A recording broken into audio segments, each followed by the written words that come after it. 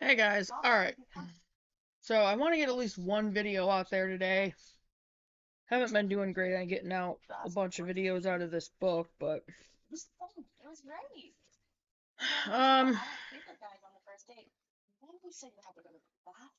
yeah, there've been some things going on. I'll get into that more on my next day off, which I don't know when that is.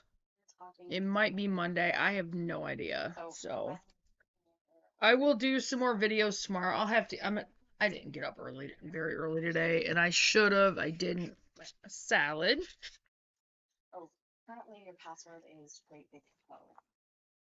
And I think I'm gonna go ahead and take some of the pulled pork that we made to work. I worked 3 to 11 tonight, so lovely.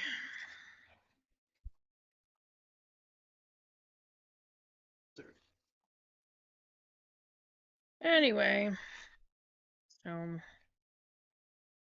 guys, I have managed to stay away from the pop. Just to let you guys know, I really have. I've kind of tested it out a little bit here and there, but I've managed to stay away from it, so doing pretty good there.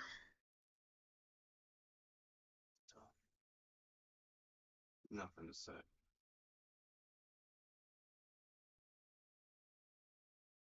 Okay. Oh, wait.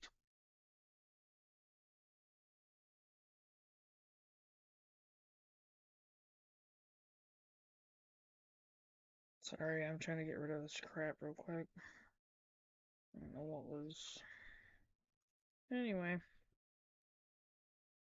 I didn't get up until after 9 today, so. Which was a mistake.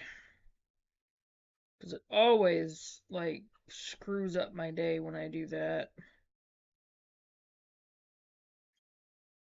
Sorry, guys. Try to put that over there. Oh,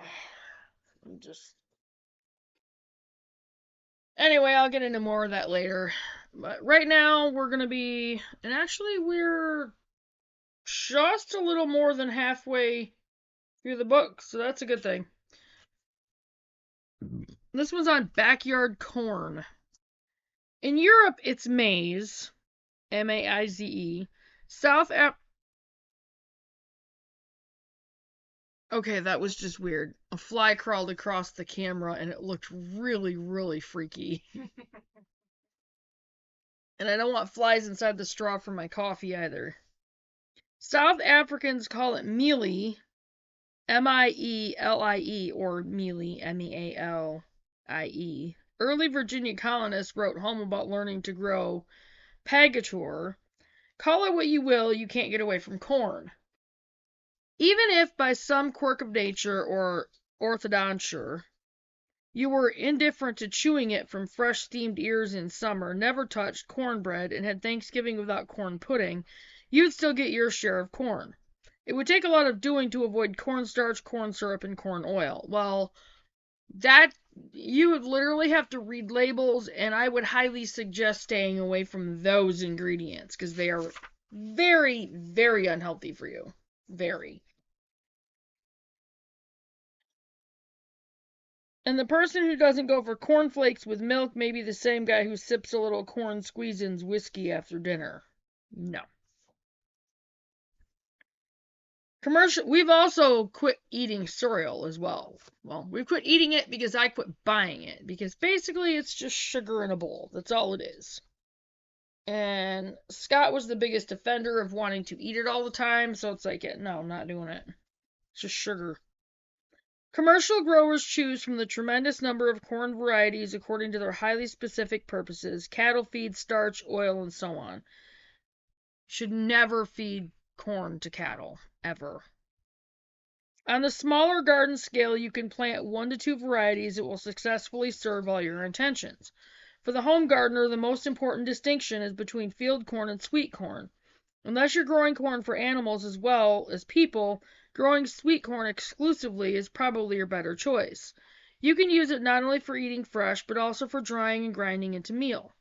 If you want to get more serious, you can try growing corn, especially for cornmeal. Some called it flint corn. These varieties were developed for shelling after 100 or more days and are usually left on the stalk until after several frosts. Growing corn. Begin preparing the corn bed in the fall. Apply at least an inch of compost or rotted manure and work it into the soil with a garden fork or garden rake. To encourage worm activity, mulch the bed before a hard freeze. Okay. Now with your corns, try to make sure it's an heirloom variety. Baker's Creek has good heirloom varieties.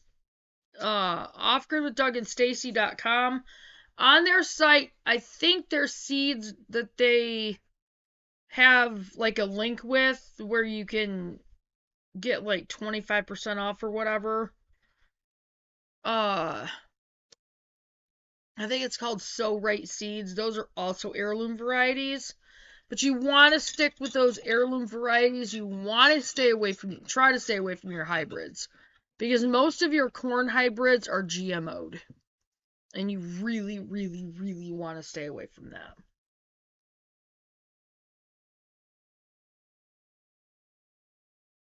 Those are very unhealthy.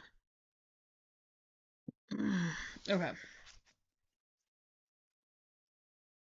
But just as a side note, you can grow not only your flour corns, your corns that are best for flours, to grind into flours, and you can also grow, there's like certain corns that are better for popcorn.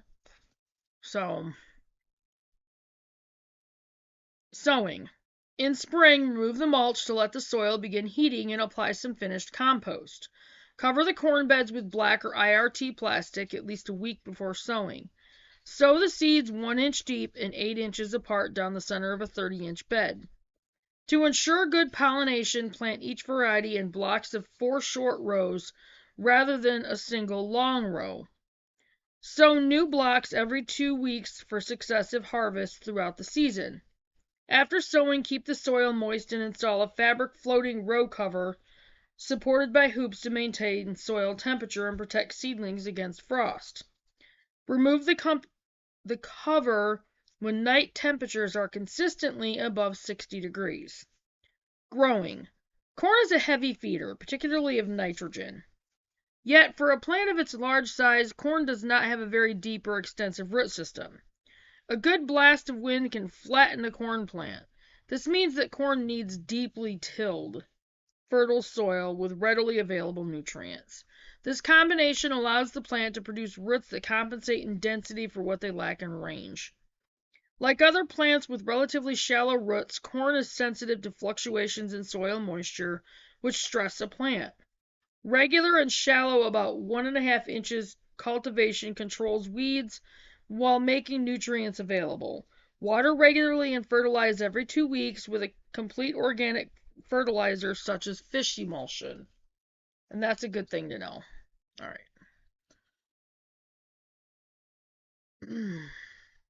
Pretty much have just enough time to do the video and eat, so.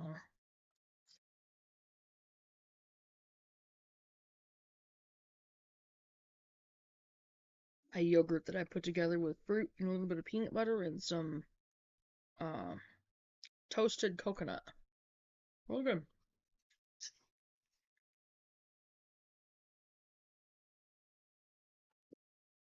All right.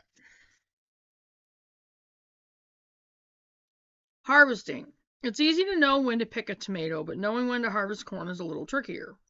The secret is to examine the silk at the top of the ear. A ripe ear of corn has a small amount of pliant greenish silk near the top of the husk, with dry brownish silk at the ends. The time of day to pick it is another concern, and it's one about which you'll hear different advice. Very soon after picking, the sugar in corn begins turning to starch. Some people like to pick their dinner corn a few minutes before it gets dropped into the cooking pot. These folks believe the faster an ear of corn moves from the garden to the plate, the sweeter it will taste. It makes sense. Yet corn actually has its highest sugar content in the early morning, not just before the evening meal. A good idea then is to pick corn early in the morning before it's warmed by the sun and refrigerate it in the husk until supper. To harvest field corn, allow the husk to dry completely. Commercial growers try to dry to a water content of 12 to 13%. You'll know when your corn is dry enough because the kernels will shell easily as they come off the cob. Small flakes from the cob will drop into your hand. Unlike most other corns, you can harvest field corn after a few frosts. Husk the ears and bring them to a cool, dry, well-ventilated space to finish drying. Store kernels on the cob or shuck them and store in covered glass containers. How to dry corn. Pick fully mature sweet corn. After husking, immerse the ears in boiling water for 3 minutes. Drain and plunge them into ice water for 3 minutes. This process sets the milk in the kernels. It also keeps the corn from fermenting or smelling as it dries. Cut the corn from the cobs and spread it onto large flat pans or cookie sheets. Place these in an oven at the lowest setting. In a food dehydrator or in a protected spot in the sun. Blech. Stir occasionally as the corn dries. In the oven, it will be a matter of hours. In your dehydrator, follow the times given in the instructions. If you dry the corn outside, put it in a covered, well-ventilated area. Remember to bring all the trays inside every afternoon before the sun goes down so the evening dew won't remoisten the kernels and leave them thoroughly confused about whether they're supposed to be dry or wet. You'll know the corn is dried when it becomes very hard and has turned an orange-brown color. Be careful, if you use the oven, not to let the kernels become overly brown from the heat. After the corn is dried and cool, store it in an airtight container in a cool, dry place. It will keep almost indefinitely. Storing corn for grinding. Corn, like any other grain, keeps better in its whole state, so don't grind it into meal much before you use it. The degermed cornmeal on grocery store shelves lasts almost forever because the process used in refining it takes away the germ, that portion of the grain that supports life and contains oil, flavor, and nutrients. Yeah, see, so it's stripped of all of its good stuff. It lasts forever, but who wants it without the nutrients? Your cornmeal, ground from the whole grain, is highly perishable because of the fat in the germ and can go rancid. How fast that happens depends on the temperature at which you store the meal.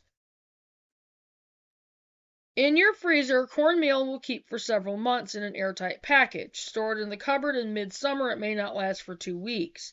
If you have a home flour mill, the best way to get good flavor and nutrition is to grind small batches at a time, storing only a few cups in the refrigerator for quick use. Now, one thing I might go ahead, we'll have the root cellar, storm shelter root cellar. But I might also look into, there's a way that you can do, I might be able to use the root cellar for that. I may look into an ice box type of thing. The small fridge that's going to be in the camper trailer is not going to be enough for much, so.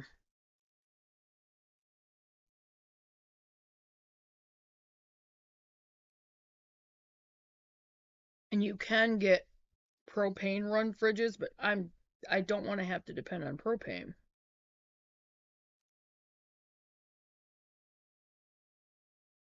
Now I might be able to get a couple solar panels enough to run a refrigerator, for certain things. But it's not, I wouldn't put it in our house because our house is not going to be set for electric or solar. Our cabin is going to be completely off grid. So, anyway, freezing corn. Husk corn and remove silk from fresh ears. That's number 1. Number 2, for whole kernel corn, blanch for 4 minutes in boiling water. For corn on the cob, blanch small ears 7 minutes, medium ears 9 minutes, and large ears 11 minutes. 3, cool immediately in cold water. Drain well. For whole kernel corn, cut kernels from the cob about 2/3 their depth. Number 5, pack into containers or freezer bags, leaving 1 to 2 inches of headspace. Seal, label, and freeze. Number 6, for corn on the cob, pack corn into freezer bags after blanching and cooling. Expel as much air as possible. Seal, label, and freeze. And I'll show you that page. There. Oh, got blinded by the light. All right, and that was on backyard corn. The next one is on plant your own wheat field. TV went off. Okay. It's probably the only. I might get a chance to do another one. I don't know.